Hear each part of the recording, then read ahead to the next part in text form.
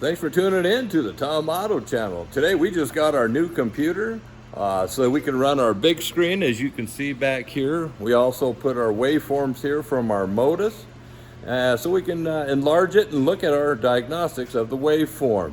But when we opened up our computer, there was a possibility that it had a virus.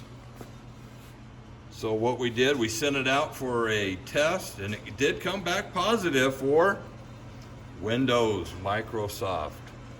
The CTs were right about 200, so it's a positive diagnosis. So what we're going to have to do is we finally found a use for this. We'll put that on. We'll social distance. We'll put it in quarantine.